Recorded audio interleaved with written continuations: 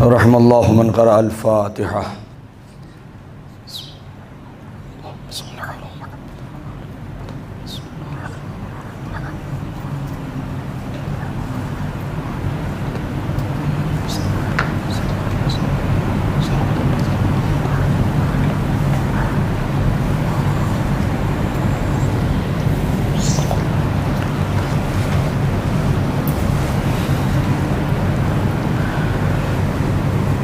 لا حول ولا قوة إلا بالله العلي العظيم.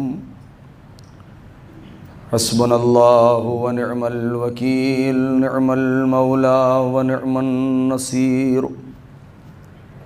أعوذ بالله السميع العليم من الشيطان اللعين الرجيم. بسم الله الرحمن الرحيم. الحمد لله الذي لم يتخذ صاحبة ولا ولدا ولم يكن له شريك في الملك ولم يكن له ولي من الذل وكبره تكبيرا.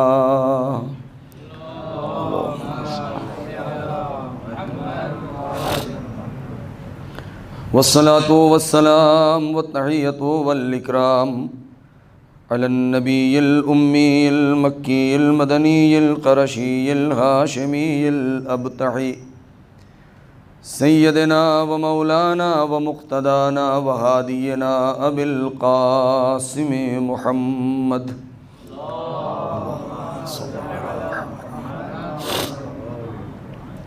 وعلى أهل بيته الطيبين الطاهرين المعصومين المظلومين الذين أذهب الله عنهم الرجس وطهرهم تطهيرا.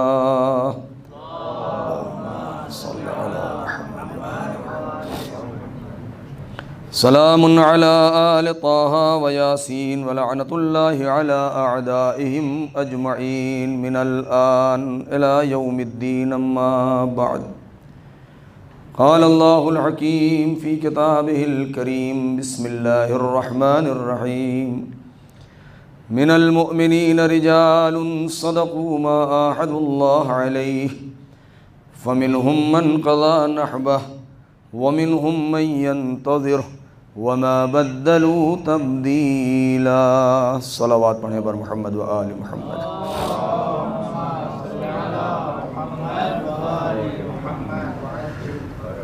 عزیزان محترم، علماء کرام اور طلاب عزیز،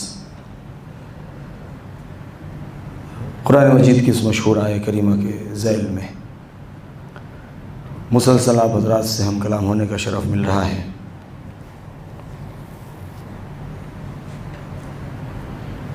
لہذا اپنی بات کو آگے بڑھاتے ہوئے اسی آیت کے ذیل میں چند جملے آپ کی سماعتوں کی نظر کرنا ہے. من المؤمنین رجال صدقوا ما عاهدوا اللہ علیہ. مؤمنین میں کچھ مرد میدان ایسے ہیں، کچھ بہادر، کچھ شجاع، کچھ جیالے ایسے ہیں کہ جنہوں نے اپنے خدا سے، اللہ سے کیے ہوئے وعدے کو سچ کر دکھایا. کچھ ان میں ایسے ہیں کہ جو اس راہ پر گامزن رہے اس وقت تک، یہاں تک کہ جام شہادت نوش کر لیا، اس راہ میں قربان ہو گئے، اپنا سب کچھ لٹا دیا. وَمِنْهُمْ مَن يَنْتَظِرُ، اور کچھ انتظار میں ہیں کہ وہ وقت آئے، وہ ساعت آئے، وہ گھڑی آئے اور وہ بھی اس فوز عظیم پر فائز ہوں. اور ان کے اندر نہ عزم میں کسی قسم کی تبدیلی ہے، نہ ان کے کردار میں کوئی تبدیلی ہوتی ہے. کسی قسم کی طریقے کی تبدیلی اور تغیر ان کے وجود میں نہیں ہوتا. حالات کیسے ہی بدلتے کیوں نہ رہیں، لیکن وہ اپنے اسی عہد و پیمان کے ساتھ اسی راستے کے اوپر گامزن رہتے ہیں. گزشتہ سے پیوستہ واقعہ کربلا اور میدان کربلا کہ جو حق پرستی، حق جوئی اور حق طلبی کا بہترین اسوہ اور نمونہ ہے اور بہترین مرکز ہے، کہ جس نے کائنات میں بسنے والے سارے انسان، عالم بشریت کے اندر روح آزادی اور روح انقلاب پھونک دی ہے۔ کربلا نے سوئے ہوئے ضمیر کو اس انداز سے جگایا کہ آج پوری دنیا میں جہاں بھی بیداری کی لہر اٹھتی ہے وہ اسی کربلا کے انقلاب کا اثر ہے۔ انقلاب کربلا جو تا صبح قیامت اپنے اسی آب و تاب کے ساتھ خود بھی باقی ہے اور اس سے مشتق ہونے والے نہ معلوم نہ جانے کتنے انقلابات دنیا میں کامیاب ہوئے ہیں اور کامیاب ہوتے رہیں گے۔ حق پر ہر حق پرست اور حریت پرست انسان چاہے شعوری طور پر یا لاشعوری طور پر، اگرچہ اس زمانے میں تو یہ نہیں کہا جا سکتا کہ لاشعوری طور پر، کیوں؟ اس لیے کہ کربلا آج کے دور میں کوئی ڈھکی چھپی چیز نہیں ہے۔ شاید ہی دنیا کا کوئی انسان ایسا ہو، اقصی نقاط عالم میں رہنے والا، دور دراز علاقوں میں رہنے والے افراد بھی شاید ہی کوئی ایسا ہو کہ جو یہ کہہ سکے کہ ہمیں کربلا کے بارے میں نہیں معلوم، ولو یہ کہ اجمالی ہی صحیح، لیکن اسے معلوم بہرحال ہے، ہر انسان جانتا ہے۔ دنیا میں ہونے والے بہت سارے احتجاجات، مظاہرے کہ جن افراد کا تعلق اسلام سے نہیں ہے، تشیع سے نہیں ہے، لیکن اگر ہم ذرا غور کریں، دیکھیں تو جو نعرہ بلند کرتے ہیں، جو چیزیں لکھ کر کے وہ سامنے اٹھاتے ہیں، ان سب میں کربلا والوں کے اقوال کی ایک جھلک بہرحال پائی جاتی ہے۔ آج میں نے پہلے دن شاید یہ جملہ کہا تھا کہ کربلا ہر زمانے میں لازم رہی ہے اس کو سمجھنا، مگر ہر زمانے سے زیادہ آج کربلا کو سمجھنا اور سمجھانا واجب ہے، اس لیے کہ چاروں طرف فتنہ و فساد ہے۔ فتنہ برپا کرنے والے ظالمین، اپنے کو بہت کچھ سمجھنے والے کہ جو اپنے زعم ناقص میں یہ سمجھتے ہیں کہ دنیا کی سب سے بڑی طاقت ہمارے پاس ہے، سب سے بڑا لشکر ہمارے پاس ہے، پوری دنیا میں جتنے بھی ممالک ہیں، جتنی بھی حکومتیں ہیں، وہ سب ہمارے زیر اثر ہیں، ہمارے زیر نظر ہیں، لہذا ہمارا کوئی کچھ بگاڑ نہیں سکتا ہے، ہمارے آگے کوئی آواز بلند نہیں کر سکتا۔ ضرورت اس بات کی ہے کہ آج کربلا کو سمجھیں اور سمجھائیں تاکہ وہ ظالمین بھی یہ سن لیں کہ کوئی بھی دور ایسا نہیں رہا ہے کہ جہاں ظالم کے سامنے کوئی آواز بلند کرنے والا نہ رہا ہو۔ حسین ابن علی نے اپنے زمانے کی سب سے بڑی طاقت کے سامنے آواز بلند کر کے اسے سرنگوں کر کے بتا دیا کہ جو قوت، جو طاقت پروردگار کی دی ہوئی ہے، اس کے سامنے دنیا میں حاصل کی ہوئی طاقت مقابلہ نہیں کر سکتی۔ لہذا کربلا کو سمجھنا ہے، سمجھانا ہے۔ میں بغیر کسی تمہید کے، بغیر تفصیل میں جائے، ورنہ گفتگو کرنے کے لیے بہت ہے۔ اہل بیت علیہم السلام نے جو درس دیا ہے، پیغمبر اکرم نے، قرآن مجید نے جس چیز کو بار بار جس کی تاکید کی ہے، اور وہ ہے جہاد۔ کل یا پرسوں کی مجلس میں میں نے ایک لفظ سے بحث کی تھی، سیاست، کہ جس کو اتنا زیادہ بدنام کر دیا گیا ہے آج، جبکہ سیاست ایک مقدس ترین لفظ کا نام ہے، کہ جو انسان اور انسانیت کی فلاح و بہبود کے لیے پروردگار عالم نے ایک ایسا نظام قائم کیا ہے اور اس نظام کو چلانے کے لیے اپنے نمائندہ خاص کو بھیجا ہے۔ اسی طریقے سے یہ خود جہاد۔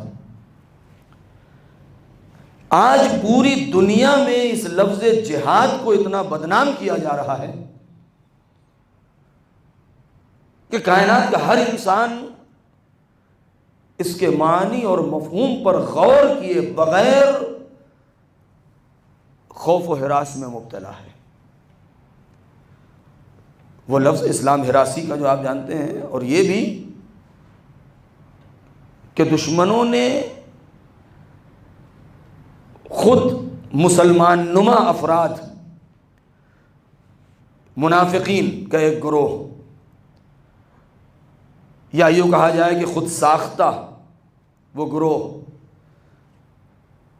کہ جس کو اوپر اسلام کا لیبل لگا کر کے اور اسلام کا چولا پہنا کے اور اسلام کی ظاہری اعتبار سے صورت بنا کے اور میدان میں لا کر کے کھڑا کر دیا ہے، تاکہ پوری دنیا کو یہ پہچنوایا جائے کہ دیکھو اسلام کی صورت یہ ہے اور مسلمان کی شکل و صورت یہ ہے۔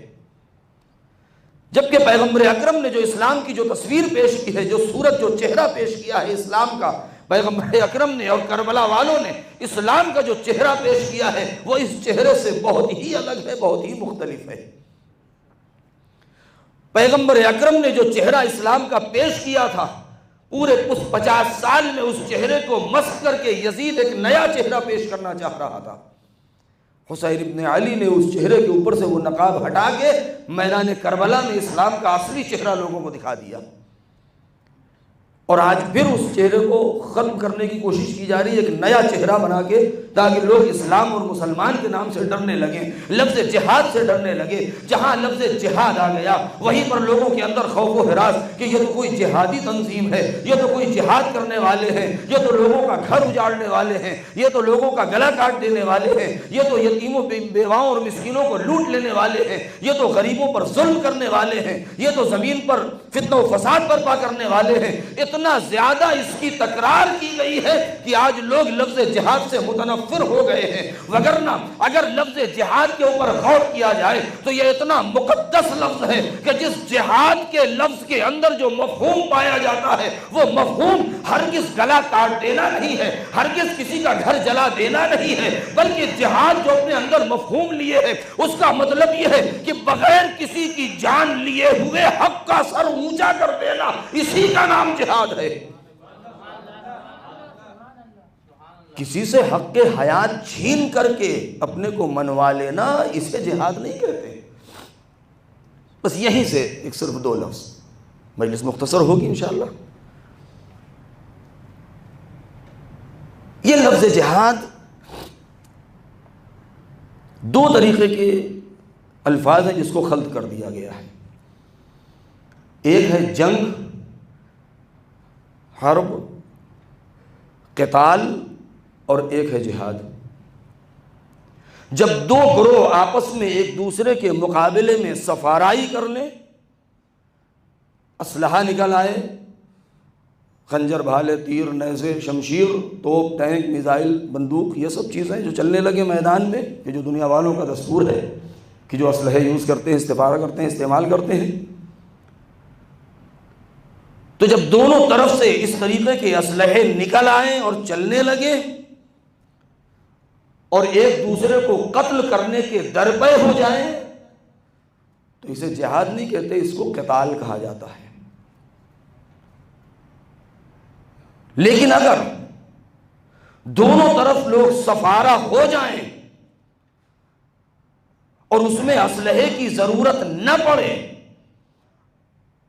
اور مقصد بغیر اسلحہ چلائے، بغیر کسی کی جان لیے حاصل ہو جائے، تو اسے جہاد کہتے ہیں۔ ممکن ہے کہ اسلحہ چلانا بھی پڑ جائے راہ خدا میں، لیکن ضروری نہیں ہے کہ اسلحہ چل جائے۔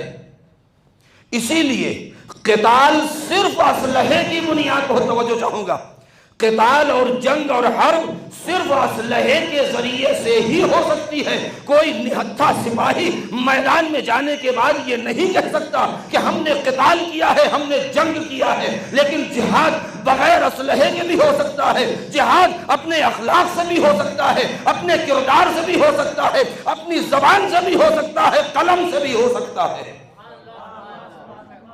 کیوں؟ اس لیے کہ قلم سے کسی کی جان نہیں لی جاتی، اخلاق کے ذریعے سے کسی کا مال نہیں لوٹا جاتا ہے، اخلاق حسنہ اور کردار پیش کر کے کسی کا گھر اجاڑا نہیں جاتا ہے۔ جہاد ان تمام چیزوں کے ذریعے سے، قتال صرف اسلحے کے ذریعے سے۔ اب ذرا سا یہاں پر ہم فرق دیکھیں، توجہ کرنے کی ضرورت ہے۔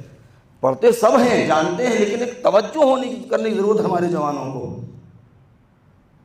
میدان کارزار کہ جس کو محاذ جنگ کہا گیا، محل حرب، مقتل، محراب عبادت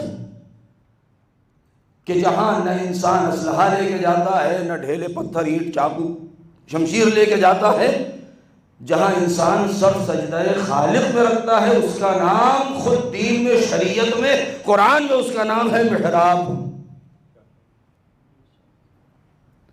یعنی اصلی میدان جنگ، حرب کرنے کی جگہ میدان جنگ نہیں ہے، بلکہ اصلی جنگ کرنے کی جگہ مصلی عبادت ہے۔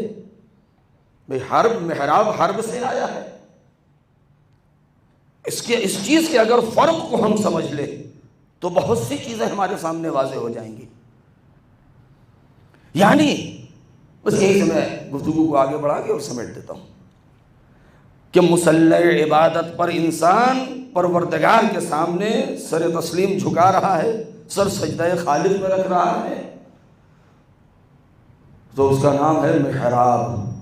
محل حرب میں ہے انسان، مقام جنگ میں ہے انسان، مقام قتال میں ہے انسان۔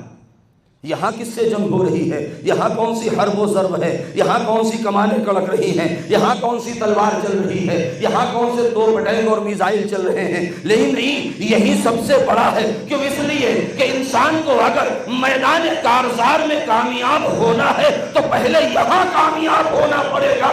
اگر انسان یہاں ناکام ہو گیا تو ہر میدان میں ناکام ہوتا رہے گا۔ اس لیے کہ جس انسان کے اندر اپنے سے لڑنے کی طاقت نہیں ہے، وہ دشمنوں کے مقابلے میں کیا جائے گا؟ پہلے انسان اپنے سے لڑنے کی طاقت پیدا کر لے، صلاحیت پیدا کر لے، تب جا کے کہیں دشمن کے سامنا کرنے کے لائق ہوگا۔ شاید یہی وجہ ہے، بہت توجہ، شاید یہی وجہ ہے کہ جو لوگ، بہت توجہ چاہوں گا، کہ جو لوگ خود سے لڑنے کی صلاحیت نہیں رکھتے تھے، اپنی اصلاح نہیں کر پائے، وہ ہر جنگ میں علم پھینک کر کے بھاگتے دکھائی دیے، لیکن جو محراب عبادت میں سیاح مار کے رو رہا ہے، اپنے اوپر اتنا قابو پا لیا، تو اب دنیا کا کوئی بھی دشمن، کوئی بھی جنگ ایسی نہیں ہے کہ جہاں علم پہ فتح گال کے نہ لوٹا ہو۔ صلوات پڑھے بر محمد و آل محمد۔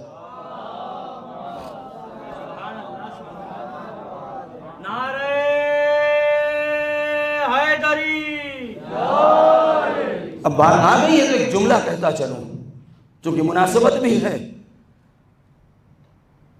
اسلام کے وقار کو بچایا کس نے ہے؟ آبرو اور عزت کی حفاظت کی کس نے ہے؟ تفصیل میں نہیں جاؤں گا، بس جملہ یاد آ گیا ہے اور مناسبت بھی ہے۔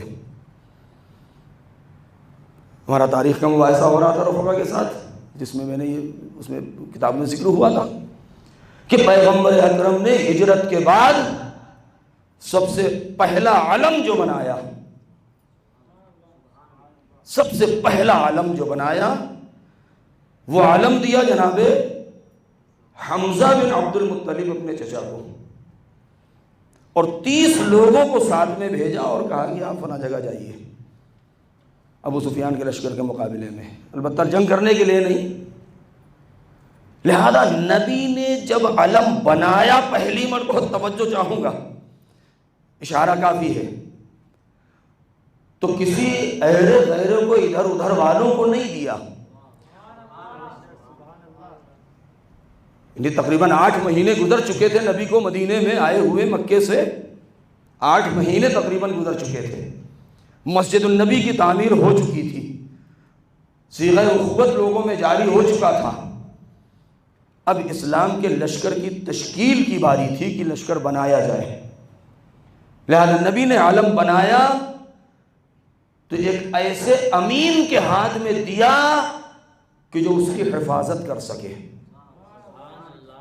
اس لیے کہ نبی جھنڈا نہیں بنا رہے تھے، علم بنا رہے تھے۔ میں جملہ کہنا چاہتا ہوں، میں نبی پرچم اور جھنڈا نہیں بنا رہے تھے، نبی علم بنا رہے تھے۔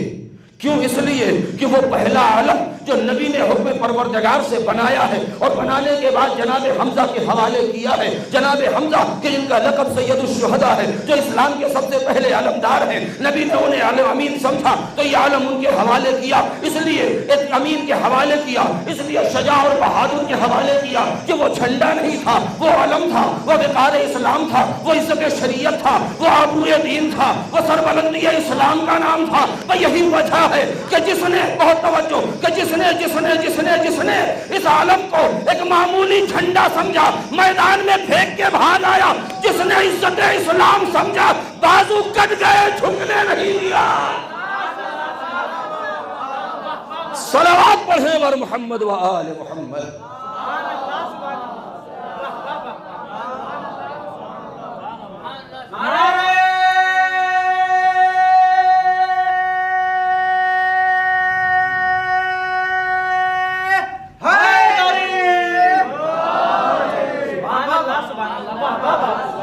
لشکر پیغمبر میں اپنے کو سورما بننے والے،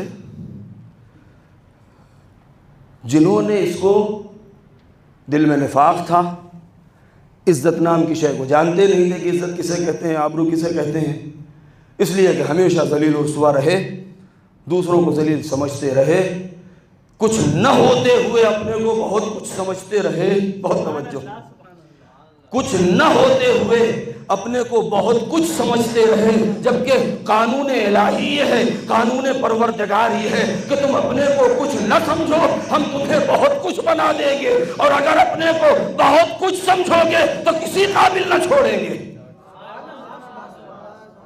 لہذا جس نے اس کو معمولی جھنڈا سمجھا میدان میں پھینک کے بھاگا، لیکن جس نے عزت اسلام سمجھا بازو کٹ گئے مگر جھکنے نہ دیا۔ اس عالم سے ایک خاص وابستگی ہے۔ اب وقت نہیں ہے ورنہ اشارہ کرتا چلوں کہ تاریخ کے اوراق کو پلٹیں، اس کے طبقات کو پلٹتے جائیں، سلسلے کو سلسلے سے ملاتے چلے جائیں، تو یہ عالم اتنے مقدس ہاتھوں سے ہوتا ہوا ہم تک آیا ہے۔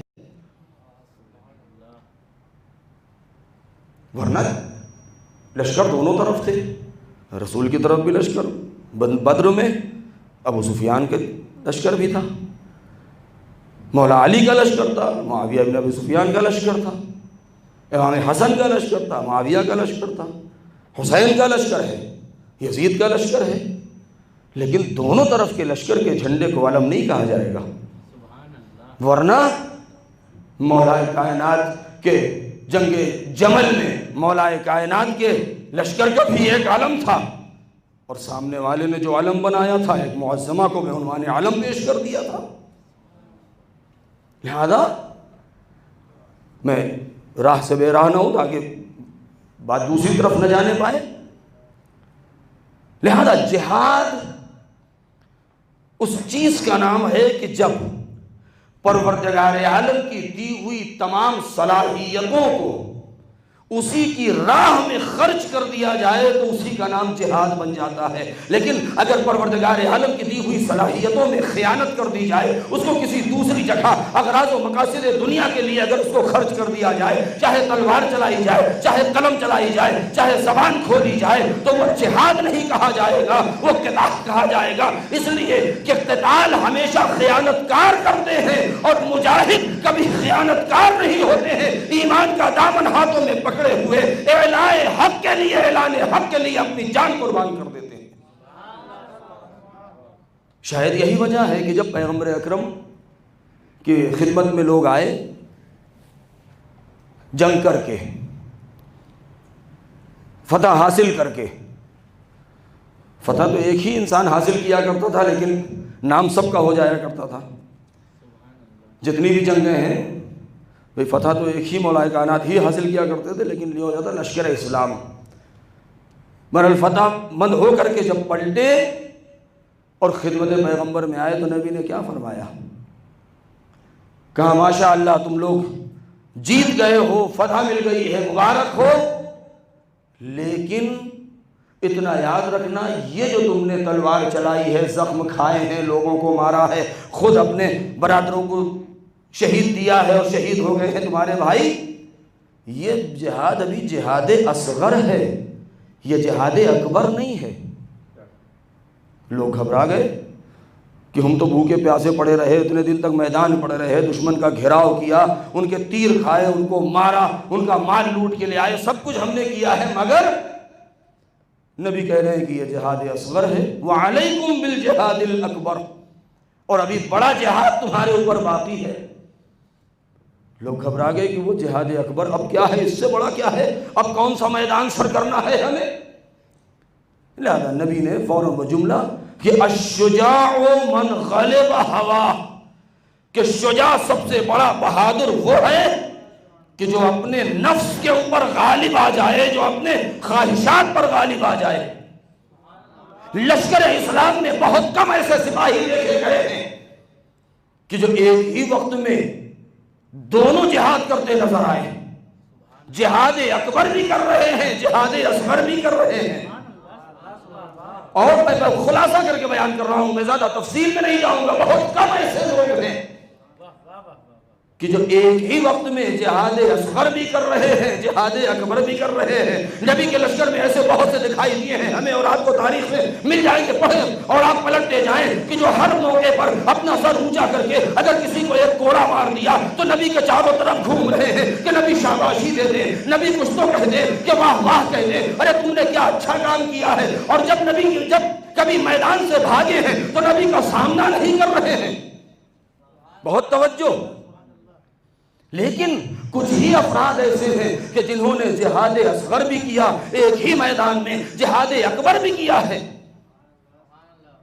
دیکھیے، جہاد اصغر دشمن کو مار لینا، جنگ کو فتح کر لینا، میدان کو سر کر لینا، یہ جہاد اصغر ہے، مگر اس کامیابی کے بعد غرور میں مبتلا نہ ہونا، تکبر نہ کرنا، یہ جہاد اکبر ہے۔ بہت توجہ۔ میدان سر کر لینا جہاد اصغر ہے، لیکن جہاد اصغر کے بعد اس پر غرور نہ کرنا یہ جہاد اکبر ہے۔ اب تاریخ دیکھیں کہ وہ دروازہ جسے 40 لوگ ہلا نہیں سکتے تھے،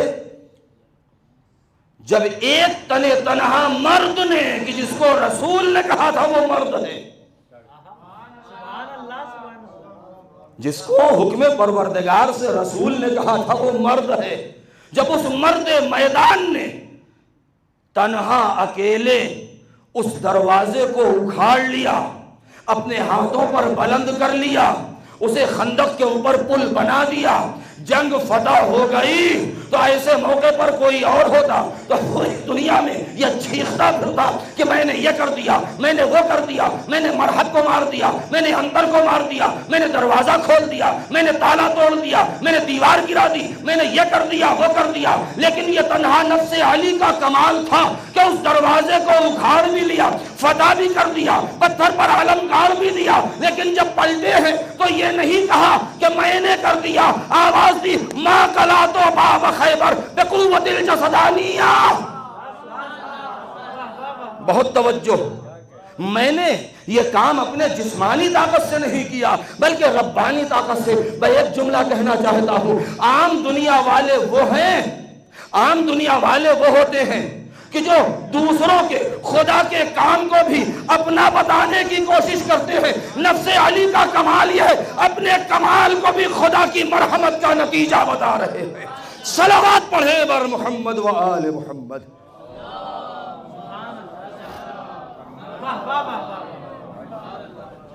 تاریخ آگے پڑھیں، غرور میں مبتلا نہ ہونا، یہ ہے کمال، اس کو کہتے ہیں جہاد اکبر۔ بس آخری 2-3 فقرے کہ وہ دور ایسا تھا کہ جس زمانے میں نبی نے اعلان رسالت کیا، ظاہری اعتبار سے کہ مکے کے حالات جن لوگوں نے پڑھا ہے تاریخ میں ما قبل اسلام، وہ بہتر جانتے ہوں گے کہ شاید ہی دنیا میں کوئی ایسی چیز بچی رہی ہو کہ جس کو خدا نہ مانا ہو۔ برحال احترام میں فرش اعضاء اور ممبر ہے، بہتر جانتے ہیں کہ انسان خود اپنے ہی بدن کے بعض اعضاء کو خدا مان بیٹھا تھا۔ تب آپ سوچیں کہ اتنے کثیف ترین ماحول میں، اتنے گندے ماحول میں، کہ جہاں ہر ٹھوکر میں آنے والا پتھر خدا کہلوائے، ہر ٹھوکر میں آنے والا، ہر سنگ راہ، ہر گندگی میں پڑے ہوئے پتھر کو اٹھا کے لے آئے، دھو کے رکھ لیا اپنے ہاں، اس کی پوجا کرنے لگے۔ ان کو یہ بھی پتہ نہیں ہے کہ اس کے اندر خاصیت کیا ہے، یہ ٹھوکر میں رہنے والا ہے، یہ سنگ راہ ہے یا سنگ میل ہے، جن کو اس کی بھی پرواہ نہیں تھی، ان کی بھی شناخت نہیں تھی۔ ہر شجر و حجر پروردگار، لوگ اس کو خدا ماننے لگے تھے۔ سورج کو نکلتے دیکھا تو کہا یہ ہمارا خدا ہے، چاند کو نکلتے دیکھا تو کہا یہ ہمارا خدا ہے، کسی درخت کی بڑی شاخوں کو دیکھا تو کہا یہ ہمارا خدا ہے، تیز آندھی کو دیکھا تو کہا یہ ہمارا خدا ہے، زلزلہ آتے دیکھا تو کہا یہ ہمارا خدا ہے، ماہ و انجم کو دیکھا، کہکشانوں پر نظر پڑی تو ہر چیز کو دیکھا تو کہا خدا ہے۔ ایسے ماحول میں کہ جہاں ہر شجر و حجر خدا بننے کی صلاحیت رکھتا ہو، اور وہ انسان اتنے بے وقوف رہے ہو کہ ہر ذرا سی چیز جس کے اندر بھی ذرا سا کمال دیکھ لیا ہے، ارے بے خاصیت چیزوں کو جب خدا مان لیا ہے تو اگر باخاصیت چیزیں سامنے آ جاتی تو کیسے خدا نہ مانتے؟ ایسے ماحول میں سب سے سخت کیا ہے؟ پیغمبر اکرم کے لیے سب سے سخت ایسے ماحول میں اپنے کو رسول خدا منوانا تھا، اور اپنے کو خدا منوا لینا بہت آسان تھا۔ بہت توجہ چاہوں گا میں۔ ایسے ماحول میں نفس نبی و نفس علی کا کمال اگر دیکھنا ہے، من المؤمنین رجال صدقوا ما عاہدوا اللہ علیہ، تو نفس کا کمال اگر دیکھنا ہے تو ایسے ماحول میں جہاں گلی میں کوچوں میں پڑے ہوئے پتھروں کو لوگ خدا مان لے، کیا نبی چاند کے 2 ٹکڑے کر کے اپنے کو خدا نہیں منوا سکتے تھے؟ کیا علی سورج کو مغرب سے پلٹا کے نہیں کہہ سکتے تھے کہ میں خدا ہوں؟ بالکل آسان تھا منوا لینا، بہت آسان تھا۔ کیوں کہ جو آدمی بارش کے قطرات کو خدا مان لے، بادلوں کو خدا مان لے، طوفان کو خدا مان لے، سمندر کی لہروں کو خدا مان لے، وہ انسان، وہ لوگ، ایسے افراد کو خدا کیوں نہیں مان سکتے کہ جن کے اندر کمال پایا جاتا ہے؟ لیکن نبی نے یہی کہا کہ کہو لا الہ الا اللہ، کہو خدا ایک ہے، کہو کہ میں اللہ کا رسول ہوں، یعنی اپنی بندگی کو منوایا ہے، اپنی خدائی کا اعلان نہیں کیا۔ علی نے اپنے کو بندہ خدا منوایا ہے، اپنی خدائی کا دعویٰ نہیں کیا ہے۔ وجہ کیا ہے؟ بتانا یہ چاہتے تھے، اے دنیا والوں اتنا یاد رکھنا، جتنا دم سچی بندگی میں ہے اتنا دم جھوٹی خدائی میں نہیں ہے۔ صلوات پڑھیں بر محمد و آل محمد۔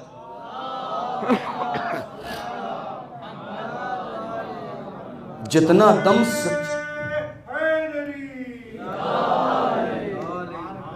ورنہ نمرود نے دعویٰ کیا کہ ہم خدا ہیں، بعض تاریخیں کہتی ہیں فرعون نے بھی کیا، انا ربکم الاعلی،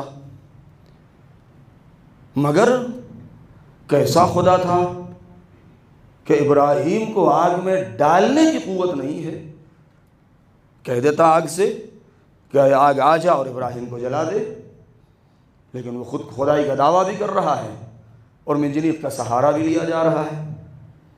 اگر نبی چاہتے تو خدائی کا دعویٰ کر دیتے، البتہ نہ چاہتے، محال ہے معصوم کے سلسلے میں، لیکن فرض محال نہیں ہے۔ اگر کر دیتے تو لوگ خدا مان سکتے تھے، کیونکہ ایسے کمالات دکھا دیتے، درخت کو کہہ دیتے کہ چل دے، وہ چل دیتا، چاند کو کہہ دیا وہ ٹکڑے ہو گیا، سورج کو پلٹا دیا ہے، سنگریزے ہتھیلی کے اوپر شہادتین پڑھ رہے ہیں، گواہی دے رہے ہیں توحید کی، تو یہ سب کمالات نہیں ہیں تو کیا ہیں؟ ایسے موقع پر اپنے کو خدا منوا سکتے تھے۔ یہ نبی کا اور مولا علی، کہنے کی ضرورت ہی نہیں ہے، بغیر کہے پتہ نہیں کتنے ایسے آئے کہ جو خدا مان بیٹھے.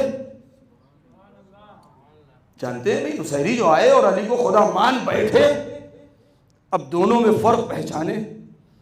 بہت نازک جملہ ہے، میرا نہیں ہے، لیکن ایک بہرحال عالم کا ہے، انہوں نے کہا ہے، اس کو وضاحت کرنا پڑے گی ورنہ شک میں پڑ جائیں گے کہ جو ملنے والی یا ملتی ہوئی خدائی کو ٹھکرا دے وہ نفس پیغمبر ہے، جو ملی ہوئی خدائی کو ٹھکرا دے وہ نفس علی ہے.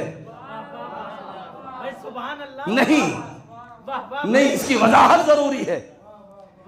اس لیے کہ نبی کو بعض لوگوں نے کہ کسی نے جھوٹا نہیں کہا، نبی کو شاعر کہا ہے، مجنون کہا ہے، یہ سب کہا ہے، مگر کبھی نبی کو کسی نے معاذ اللہ جھوٹا نہیں کہا. ان کے صادق و امین ہمیشہ سے لوگ کہتے آئے ہیں. کسی نے خدا بھی نہیں کہا. بہت مشکل سے لوگوں نے ان کو رسول مانا، لیکن علی کو تو بڑی آسانی سے بغیر کہے ہوئے خدا مان لیا.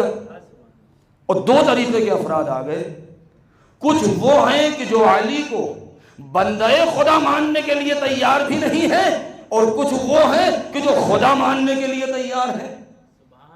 خوارج وہ ہیں جو علی کو اسلام سے خارج سمجھتے ہیں کہ جو بندہ خدا ماننے کے لیے تیار نہیں، اور کچھ وہ ہیں کہ جو خدا ماننے کے لیے تیار ہیں.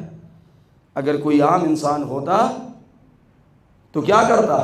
خوارج کو قتل کر کے ان کو فنا کر دیتا اور نصیریوں کو اپنے سر پر بٹھا لیتا. لیکن نفس علی کا کمال دیکھیں کہ خوارج کو علی نے برداشت کر لیا، مگر نصیری کو قتل کر کے اس کی لاش کو جلا کے یہ بتا دیا کہ میں جھوٹی خدائی کو برداشت نہیں کر سکتا، میرا فخر یہ ہے کہ میں اس کا سچا بندہ بن جاؤں. صلوات پڑھیں بر محمد و آل محمد.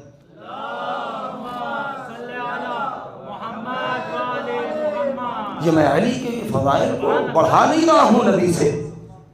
بھئی ہم کیا کریں، یہ تو تاریخ نے لکھا ہے، یہ تو روایات میں موجود ہے.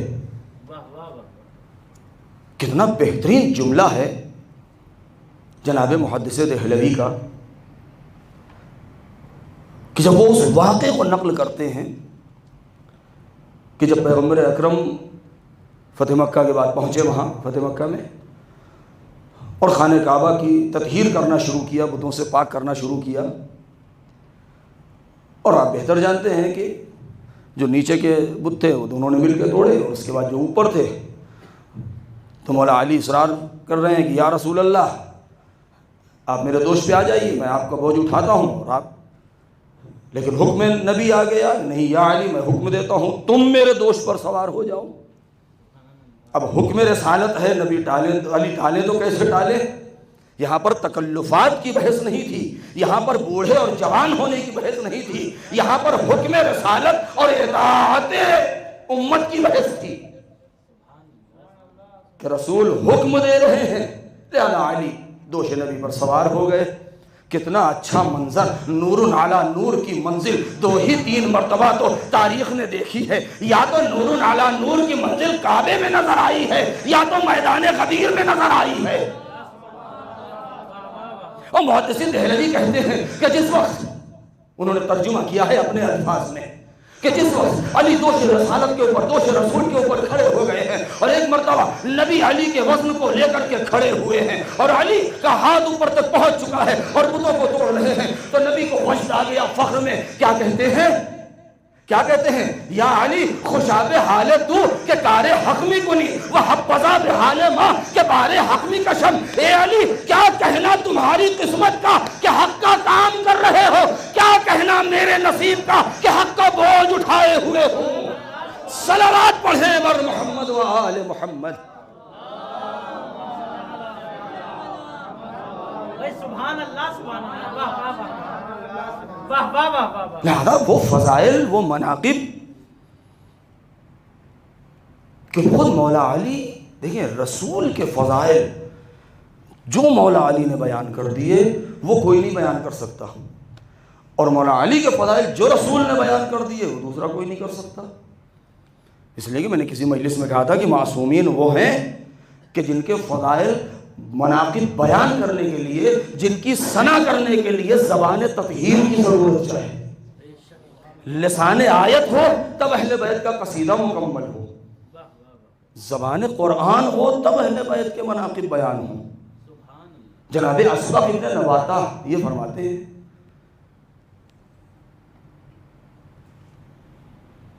مختلف کتابوں میں اس کا ذکر ہے کہ جناب اسبغ ابن نباتہ کہتے ہیں کہ میں نے دیکھا، وہ حدیث جو ہم اور آپ ہمیشہ پڑھتے آئے ہیں، خطیب منبر سلونی یعنی مولا علی نے مسجد کوفہ میں ہی سلونی نہیں کہا، جناب اسبغ ابن نباتہ کی روایت ہے، وہ کہتے ہیں میں نے دیکھا، میں موجود تھا۔ کیا بیان کرتے ہیں؟ کہتے ہیں کہ یوم البیعہ، جس دن بیعت ہوئی ہے علی کے ہاتھوں پر، جس دن علی کے ہاتھوں پر مسلمانوں نے بیعت کی ہے اور خلافت علی کو ملی ہے ظاہری اعتبار سے، اس دن کا معاملہ ہے۔ وہ کہتے ہیں کہ فجلس امیر المؤمنین فی الخلافہ وبایعہ الناس، امیر المؤمنین خلافت کی مسند پر بیٹھے، لوگوں نے بیعت کیا، فعممتہ بعمامت رسول اللہ، اور علی نے رسول کا عمامہ پہنا اور رسول کی ردا اپنے دوش پر ڈالی، رسول کی نالین پہنی، رسول کی تلوار اپنے کمر میں باندھی، اور اس کے بعد فصعد علی المنبر، اور وہ ممبر کے عرشے پر جا کے بیٹھ گئے، فجاء الی المسجد وصعد علی المنبر، وہ مسجد النبی میں آئے اور ممبر کے عرشے پر بیٹھ گئے، اور اس کے بعد کیا کہا؟ اپنے دونوں ہاتھوں کی انگلیوں کو آپس میں ملا لیا، اور ان ملانے کے بعد دونوں ہاتھ کو اپنے شکم پہ رکھا، اس انداز سے ممبر پہ بیٹھے، اور بیٹھنے کے بعد کہا یا معاشر الناس، اے لوگو، ھذا صفت العلم، یہ میرا سینہ خزانہ علم ہے، اور اس کے بعد کہتے ہیں یا معاشر الناس سلونی قبل ان تفقدونی، پوچھ لو جو کچھ پوچھنا ہے اس سے پہلے کہ تم مجھے کھولو۔ اور اس نعرے کو بلند کرنے کے بعد مجمع پر ایک سناٹا ہے، پھر علی نے کئی مرتبہ اس جملے کی تکرار کی ہے، اور تکرار کرنے کے بعد اسی جگہ پھر بیان کرتے ہیں کہ یا معاشر الناس لو سنیت لی الوسادہ، اگر میرے لیے مسند لگا دی جائے، فجلست علیہا فحکمت بین اہل الانجیل بانجیلہم وبین اہل التوراۃ بتوراتہم وبین اہل الزبور بزبورہم وبین اہل الفرقان بفرقانہم فواللہ لحکمت حتی یقول کل کتاب قد قضى علی بکتابی، کہ اگر مسند علم لگا دی جائے میں اس پر بیٹھ جاؤں تو خدا کی قسم اہل انجیل کا فیصلہ انجیل سے، اہل توریت کا فیصلہ توریت سے، اہل زبور کا فیصلہ، یہاں تک کہ ساری کتابیں مجسم ہوں گے، بولنے لگیں گی کہ علی نے وہی فیصلہ کیا ہے جو ہمارے اندر موجود ہے۔ صلوات پڑھیں بر محمد و آل محمد۔ اور اس کے بعد جب لوگوں نے کہا یا علی آپ اتنا بڑا دعویٰ کر رہے ہیں، سناٹا چھا گیا۔ سناٹے کے بعد جب لوگوں نے کہا تو نبی نے مولا نے کیا فرمایا کہ تمہیں تعجب نہیں ہونا چاہیے، یہ جو میرے پاس علم ہے یہ کس چیز کا علم ہے، یہ کس چیز کا اثر ہے؟ ھذا لعاب رسول اللہ، یہ نبی کے اس لعاب دہن کا اثر ہے جو کعبے کے دروازے پر میں نے بچپنے میں چوسا تھا۔ صلوات پڑھیں بر محمد و آل محمد۔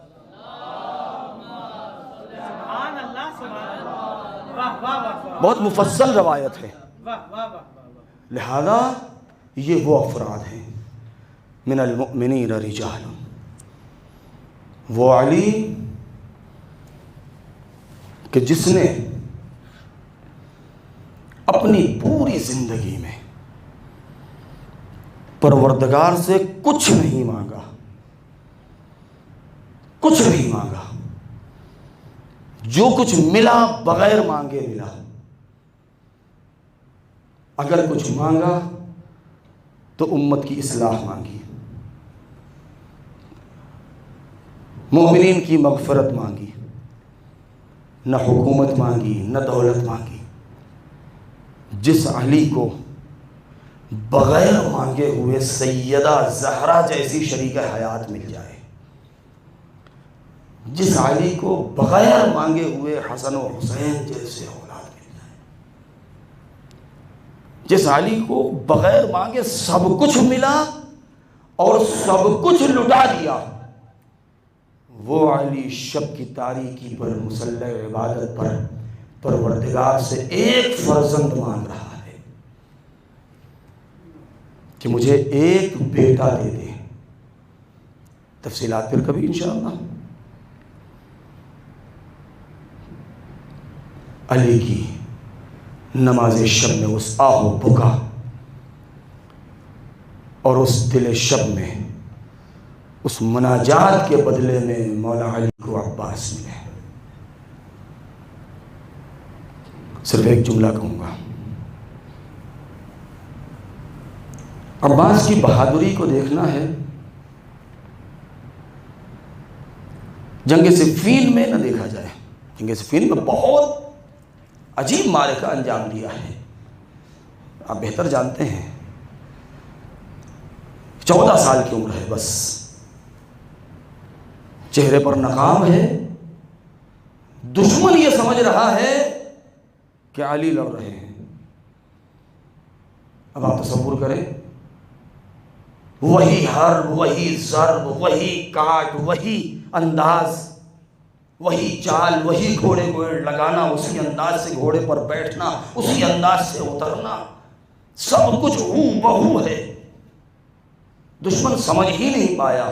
دشمن کوئی باہر کے ایسے افراد نہیں تھے کہ جو نہ جانتے رہے ہوں، سب اسی کے آس پاس کے رہنے والے دشمن تھے کہ جو شب و روز مولا علی کو دیکھا کرتے تھے۔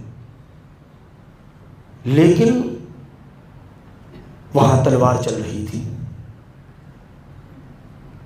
جناب عباس کی بہادری کو دیکھنا ہے تو وہاں دیکھیں کہ جہاں ایک خط کھینچ دیا ہے، 13,000 کے لشکر میں کسی ایک میں ہمت نہیں ہوئی جو اس خط کو پار کر جائے،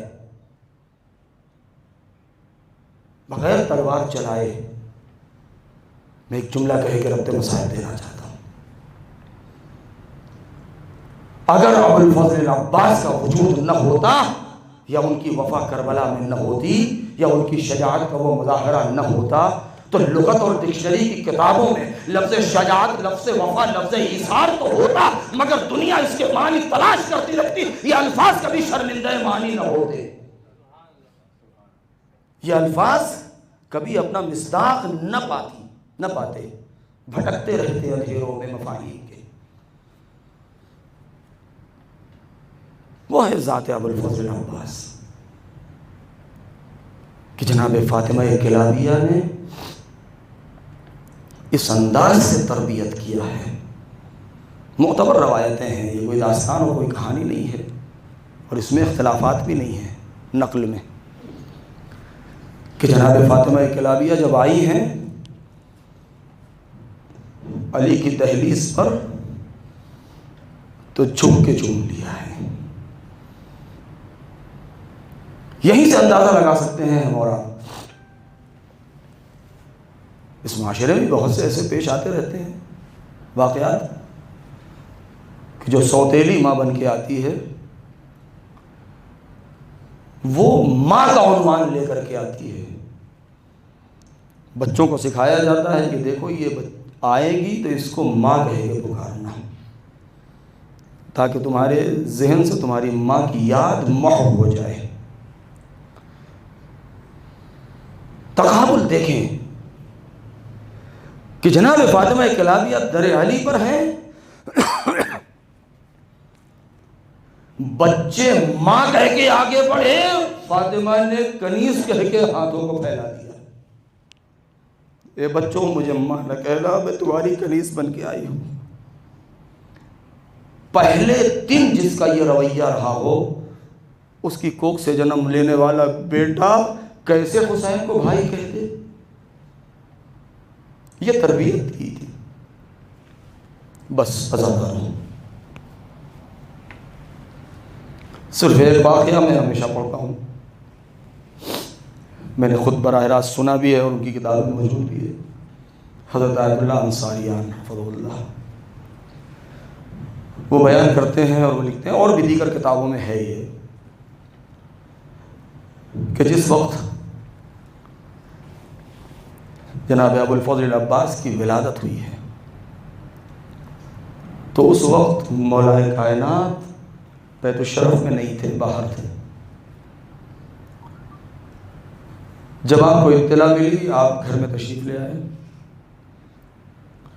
اب یہاں پر ایک نفسیاتی بات ہے، کسی خاتون کے ہاں جب پہلی کوئی ولادت ہوتی ہے اور اگر وہ بیٹا ہو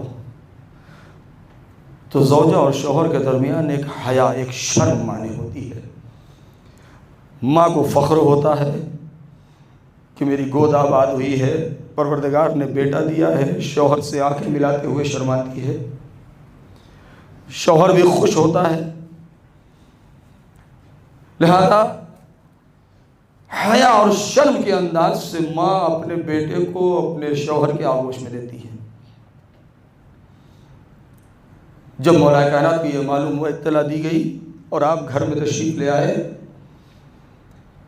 تو ایک مرتبہ جناب ام البنین نے شرم سے اپنی آنکھیں نیچے جھکا لی، حیا مانی ہوئی۔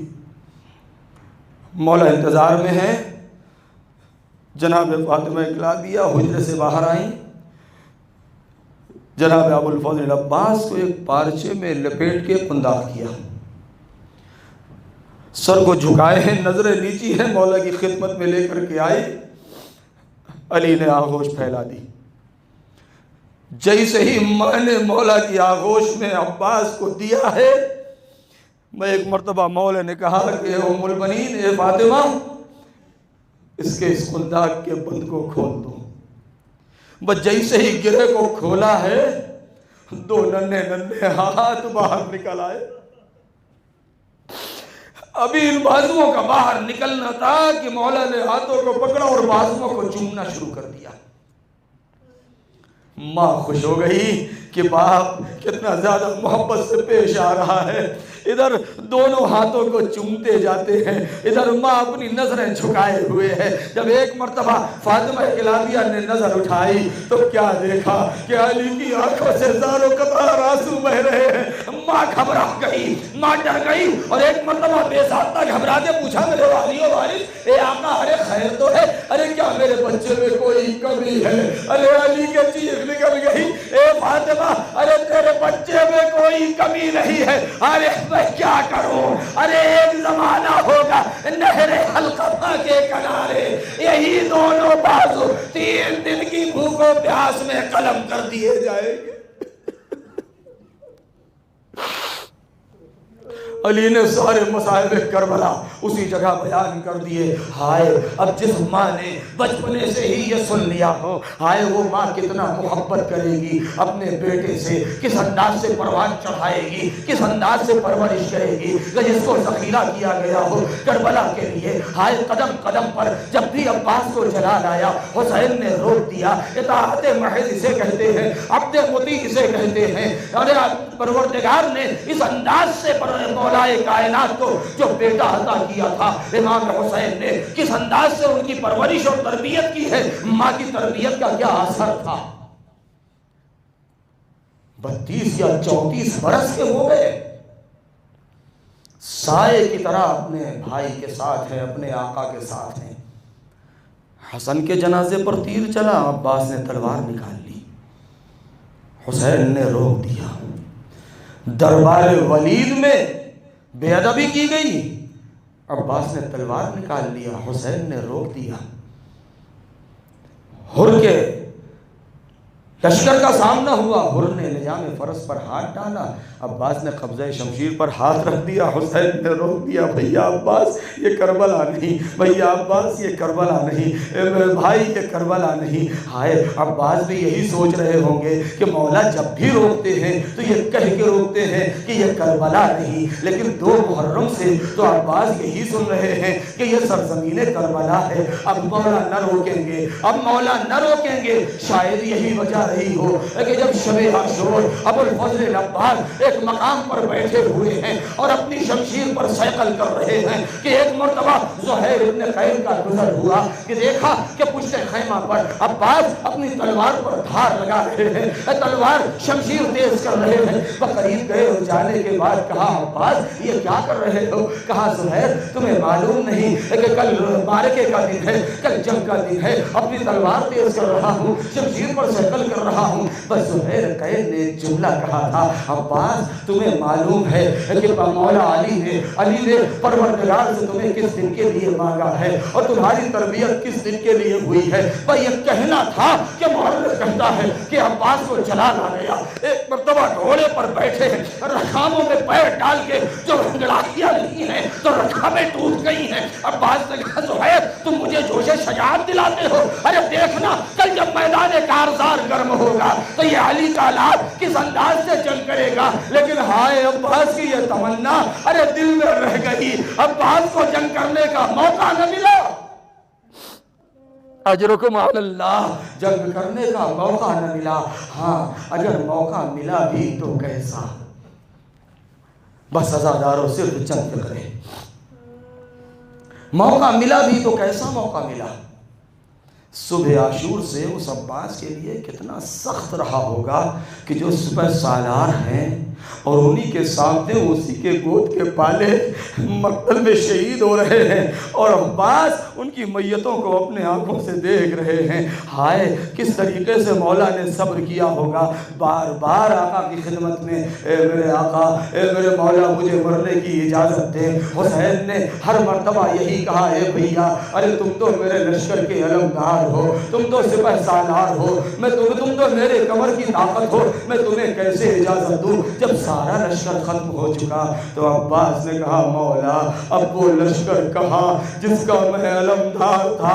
حسین نے سر کو جھکا لیا، اے میرے بھیا عباس ارے میری سکینہ بہت پیاسی ہے، ارے بہن زینب بہت پیاسی ہے، ہائے عباس اگر ممکن ہو تو بچوں کے لیے پانی کی سبیل کر دو۔ ہائے عباس کے شجاعت پر پانی پھر گیا، اس جذبہ جنگ پر پانی پھر گیا، سر کو جھکا لیا، مولا جیسا آپ کا حکم ہو۔ بس یہاں سے چند فقرے سن لیجئے۔ ہائے عباس مقتل میں جو لکھا ہے، بعض مورخین نے جو بیان کیا ہے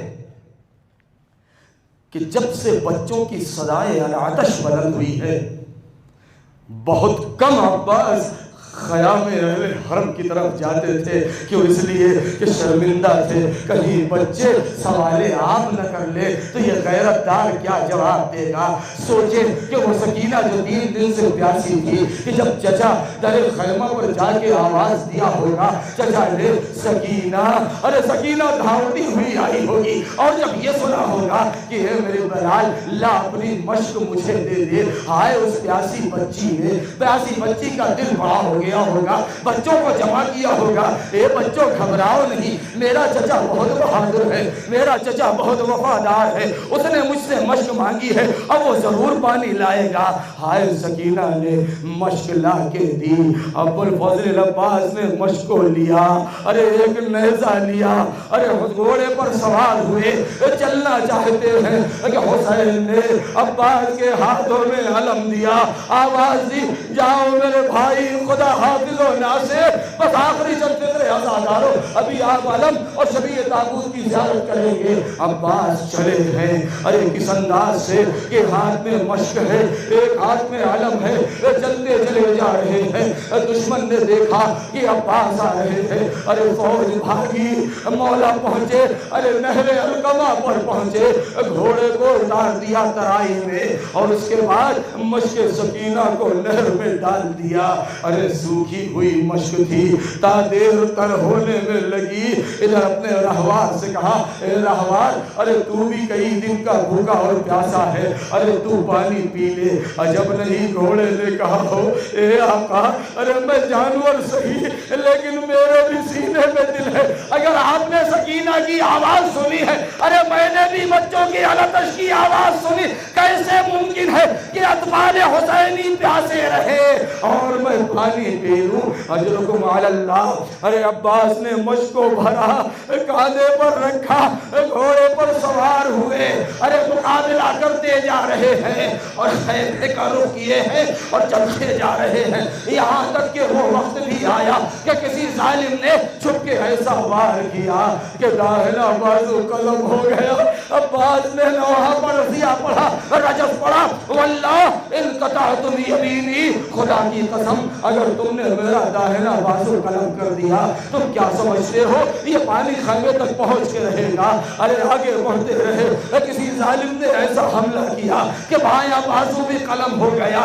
ارے مشق سکینہ کو دانتوں میں سنبھالے، علم کو جھکنے دیا، ادھر علم کو جھٹکا لگتا رہا، ادھر سکینہ کا کلیجہ منہ کو آتا رہا۔ اے بچوں دعا کرو، ارے میرا چچا صحیح و سالم رہے۔ اے بچوں دعا کرو، ارے میرا چچا خیریت سے آ جائے۔ لیکن ایک مرتبہ اب جو علم جھکا تو نہ اٹھا، تو ایک آواز آئی، یا آقا ہو ادرکنی، اے مولا مدد کو آئیے۔ ارے مشق سکینہ پر تیر لگا، عباس نے راہوار کا رخ موڑ دیا، حسین نے کمر تھام لی، الان انکسر ظہری وقلت حیلتی۔ اے بھیا، ارے تمہارے بعد حسین کی کمر ٹوٹ گئی، راہ چارہ مسدود ہو گئی۔ ارے حسین دوڑے، عباس کی بالی پر پہنچے۔ اے عزادارو بس دو فکرہ، عباس کی بالی پر پہنچے، مگر ایک منظر مقتل نے لکھا ہے کہ جب عباس کی طرف حسین جا رہے تھے تو دو جگہ ایسی آئی تھی جہاں حسین جھکے تھے، کچھ اٹھایا تھا، اپنے ابا کے دامن میں رکھا تھا۔ ہمیں نہیں معلوم، عباس کے دونوں کٹے ہوئے ہاتھ ارے لاشیں عباس کے پاس چھوڑ دیے یا لا کے سکینہ کے دامن میں ڈال دیا۔ اے میری لال سکینہ، ارے تیرا چچا نہر کنارے سو رہا، ارے حسین نے علم کو اٹھایا، خیمے میں لائے، بیبیاں نوحہ ماتا ہوا عباسا، زینب نے نوحہ پڑھا۔ اے میرے بھیا، ہائے اب زینب کی حفاظت کر۔ وَسَيَعْلَمُ الَّذِينَ مَاتَ مِنْ حُسَيْنٍ یا حسین یا عباس یا حسین۔